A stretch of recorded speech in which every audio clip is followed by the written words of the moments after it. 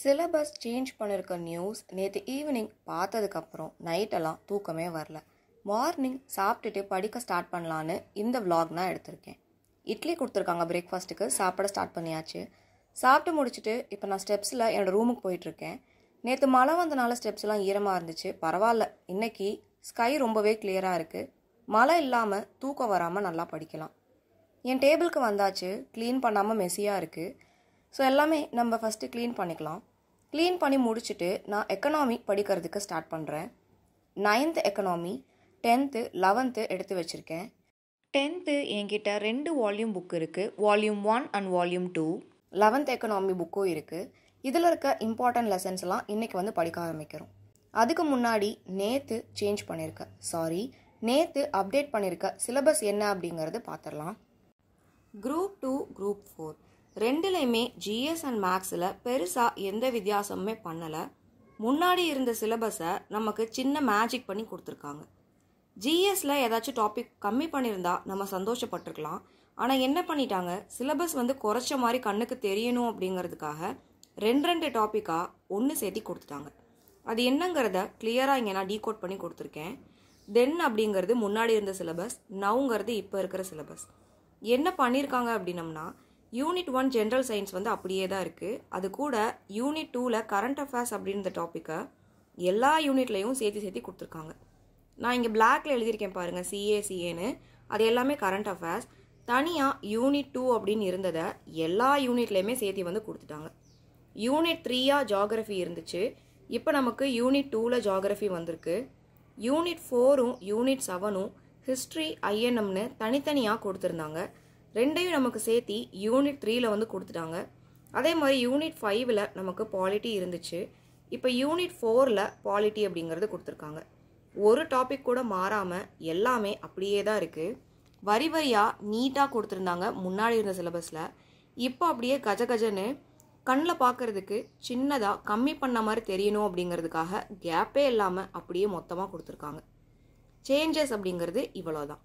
அதே மாதிரி unit 6, unit 9ல் இருந்த எக்கனாமி, அப்புறம் தமிழ்நாடு அட்மினிஸ்ட்ரேஷன் அப்படிங்கிறத யூனிட் 5 அப்படிங்கிற டாப்பிக்கில் கொடுத்துருக்காங்க. எல்லாத்துலேயும் இருக்கிற பியூட்டி என்னன்னா, கரண்ட் அஃபேர்ஸ் அப்படிங்கிறத தனியாக ஒரு யூனிட், அதை நமக்கு படிக்க தேவையில்லை அப்படின்னு முன்னாடி நம்ம நினச்சிட்டு இருந்திருப்போம். ஆனால் இப்போது கரண்ட் அஃபேர்ஸ் அப்படிங்கிறத எல்லா டாப்பிக்லையுமே லிங்க் பண்ணி கொடுத்துட்டாங்க. இது தனியாக நம்ம ஒதுக்க முடியாமல் எல்லாமே நம்ம படிக்கிற மாதிரி இப்போ வந்துருச்சு. கடைசியாக நம்ம ரொம்ப முக்கியமாக படிக்கிற யூனிட் 8 அப்படிங்கிறது யூனிட் 6 அப்படிங்கிற பேரில் கொடுத்துருக்காங்க. முன்னாடி நமக்கு மொத்தமாக 9 யூனிட்ஸ் இருந்துச்சு. 8+1, இந்த 1 அப்படிங்கிறது கரண்ட் அஃபேர் தனியாக கொடுத்துருந்தது. இப்போயும் அதே 9 யூனிட் தான். ஆனால் நமக்கு மொத்தமாக 6 யூனிட் அப்படிங்கிற தலைப்பில் கொடுத்துருக்காங்க. இப்போ நம்ம கொடுத்துருக்க சிலபஸில் அது பார்க்கறதுக்கு தான் 6 யூனிட், ஆனால் உண்மையாக அது 9 யூனிட். ஜிஎஸில் எந்த வித மாற்றமும் கிடையாது. அப்பையும் நமக்கு இதுலேருந்து 75 கேள்வி தான், இப்பையும் நமக்கு 75 கேள்வி தான். நம்ம சந்தோஷப்பட வேண்டிய விஷயம் என்னன்னா, ஒரு யூனிட்லையும் எத்தனை கேள்விகள் கேட்போம் அப்படிங்கிறத அவங்க கொடுத்துட்டாங்க. சைடில் ப்ராக்கெட்டில் பாருங்கள், ஜென்ரல் சயின்ஸ்னால் 5 கேள்விகள், ஜியாகிரஃபியில் 5 கேள்விகள், ஹிஸ்ட்ரி ஐஎன்எம்மில் 10 கேள்விகள். இந்த மாதிரி ஒரு ஏரியாலையும் எவ்வளோ கேள்விகள் கேட்க போகிறோம் அப்படிங்கிற ஸ்பெசிஃபிகேஷன் கொடுத்துருக்காங்க. இதை வச்சு நம்ம வெயிட்டேஜ் கண்டுபிடிச்சி எதுக்கு முன்னாடி முக்கியத்துவம் கொடுக்கணும், எதுக்கு கடைசியாக முக்கியத்துவம் கொடுக்கணும், எதை படிக்கவே தேவையில்லை அப்படிங்கிறத நம்ம முடிவு பண்ணிக்கலாம். அடுத்தது மேக்ஸை பார்த்துடலாம். மேக்ஸுக்கு பார்த்தீங்கன்னா, நம்ம இத்தனை நாளாக என்ன எப்படி கேட்பாங்க, ரீசனிங் அப்படின்னா 5 கேள்வியா 7 கேள்வியா 10 கேள்வியா ஒன்றுமே புரியாமல் மேக்ஸ் போட்டுட்டு இருந்திருப்போம். அப்பையும் நமக்கு ஆப்டிடியூட் அப்படிங்கிறது 25 கேள்வி தான். இப்பையும் நமக்கு ஆப்டிடியூட் 25 கேள்வி தான். அங்கே 10வது யூனிட்டாக ஆப்டிடியூட் அப்படிங்கிறது கொடுத்துருந்தாங்க. இங்கே நமக்கு ஆப்டிடியூட் பார்ட் பியில் தனியாக கொடுத்துருக்காங்க.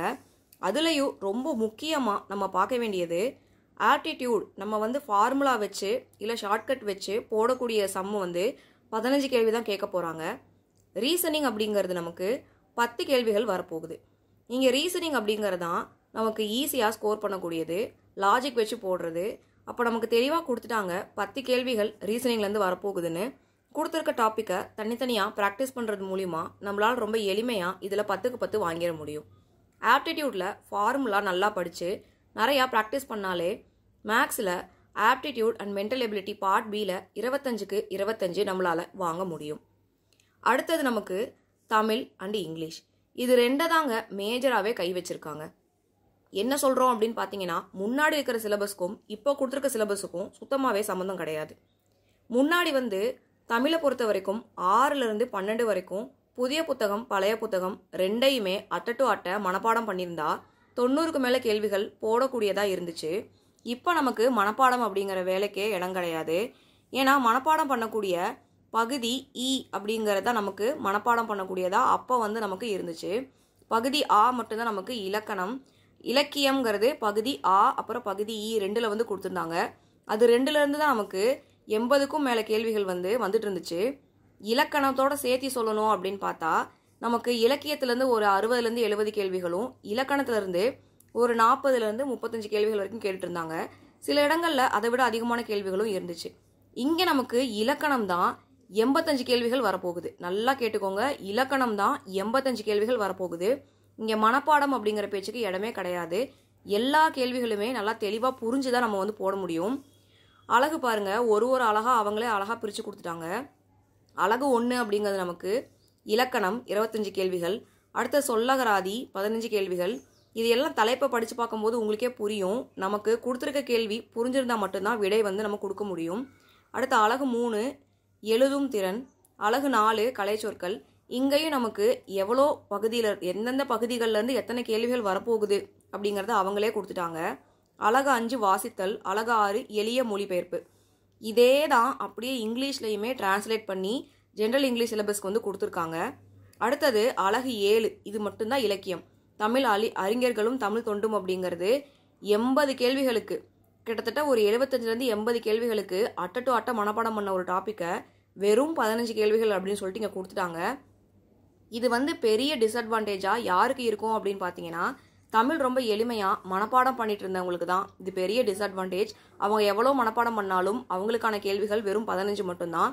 இப்போ நம்ம 85 கேள்விகள் புரிஞ்சு ஆன்சர் போட போகிறோம். ஜென்ரல் இங்கிலீஷும் அதே தான் 7 யூனிட்டாக பிரிச்சிருக்காங்க. அதில் யூனிட் 1லேருந்து யூனிட் 6 வரைக்கும் உங்களுக்கு நல்லா புரிஞ்சுக்கிட்டு அட்டன் பண்ணக்கூடிய பார்ட்டாக இருக்குது.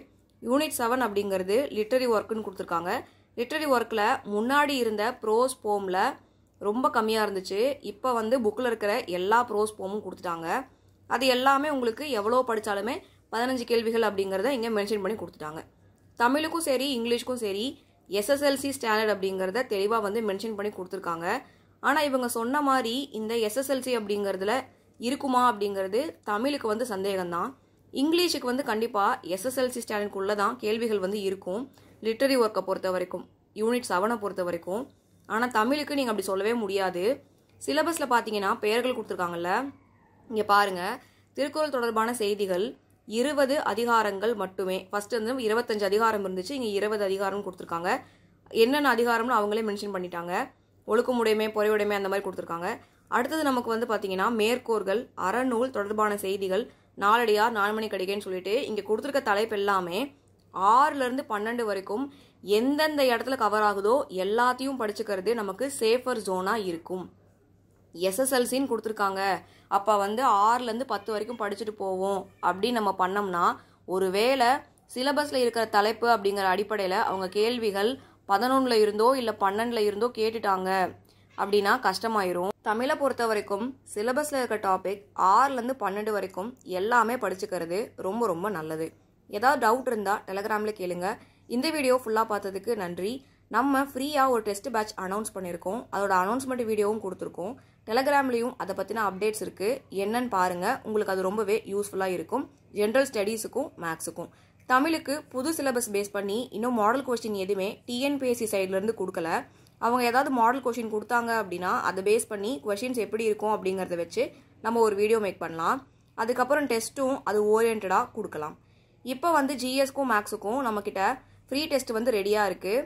அண்ட் தமிழுக்கு பழைய சிலபஸை பேஸ் பண்ணி தான் நம்மக்கிட்ட டெஸ்ட் இருக்குது. அது என்னங்கிறத கொஷின்ஸ் நீங்கள் பார்த்துக்கோங்க. ஜிஎஸும் மேக்ஸும் வெறுத்தனமாக படிங்க. இப்போ நமக்கு மாற்றிருக்க அப்டேட் படி முன்னாடி நம்ம 5 யூனிட் படித்தா போதும், 4 படித்தா போதும் அப்படின்னு சொல்லி இருந்தோம். இப்போ அந்த மாதிரிலாம் ஒன்றுமே பண்ண முடியாது. எல்லாமே சேர்த்தி கொடுத்துட்டாங்க.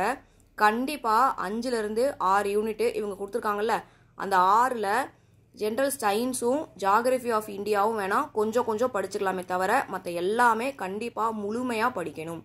ஜென்ரல் சயின்ஸுக்கு 5 கேள்விகள் தான் கேட்க போகிறாங்க, ஜியாகிரபிக்கு 5 கேள்வி தான் கேட்க போகிறாங்க.